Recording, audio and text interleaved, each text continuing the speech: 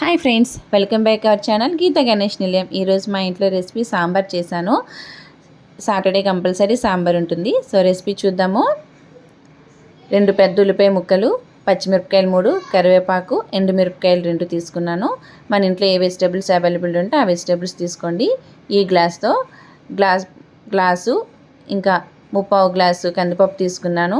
ఆ మిగతా పావు భాగం శనగపప్పు తీసుకున్నాను. అంటే మొత్తం 2 గ్లాసులు పప్పు తీసుకున్నాను. 2 పెద్ద టమాటాలు బాగా పండినవి తీసుకుంటే బాగుంటుంది.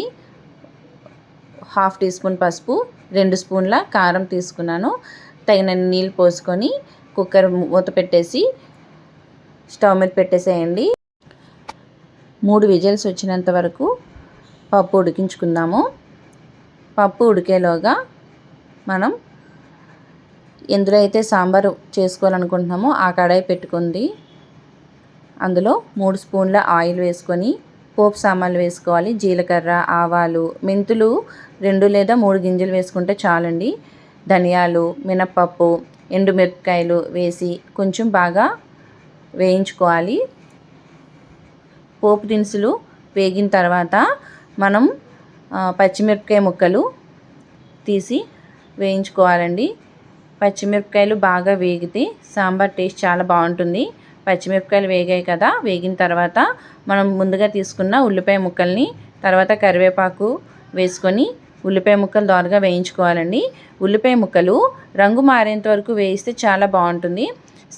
తర్వాత ఇందులో ఇంగువ వేసుకోవాలండి. ఇంగువ సాంబార్కి కంపల్సరీ వేయాలి.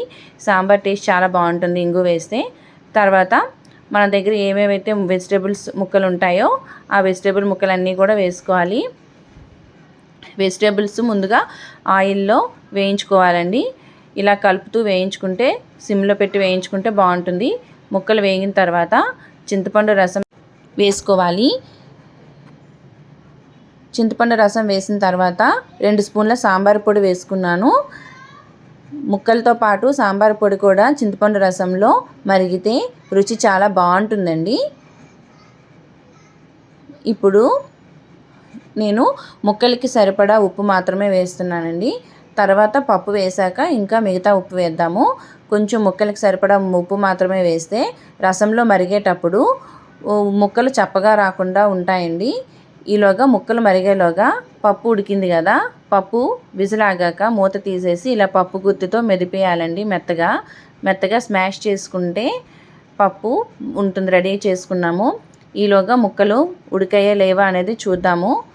ముక్కలు బాగా మధ్య మధ్యలో కలుపుతూ ఉండాలండి. బాగా ఎక్కువ కలిపేస్తే ముక్కలు మెత్తగా అయిపోతాయి.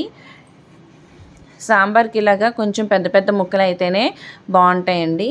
ఉడకటానికి టైం పడుతుంది కానీ తినేటప్పుడు బాగుంటుంది. మా ఇంట్లో అయితే సాంబార్ చేసేటప్పుడు కూరలు ఏమీ అవసరం లేదండి. సాంబార్ ముక్కలతోనే అన్నం తినేస్తారు. అంత టేస్ట్ బాగుంటుంది. ముక్కలు బాగా ఉడికిన తర్వాత పప్పు వేసుకుందాము. పప్పు వేసుకొని బాగా కలపాలండి. బాగా కలిపిన తర్వాత ఇందాక ముక్కలకు సరిపడా ఉప్పు వేసాం కదా, ఇప్పుడు మొత్తం పప్పు కూడా వేసేసాం కాబట్టి ఉప్పు ఒకసారి చెక్ చేసుకొని ఉప్పు సరిపోకపోతే ఇంకొంచెం వేసుకోండి. ఉప్పు వేసుకున్న తర్వాత కొంచెం బాగా కలిపేసి మూత పెట్టి ఒక 5 నిమిషాలు సిమ్లో పెట్టి ఉడికించుకోండి.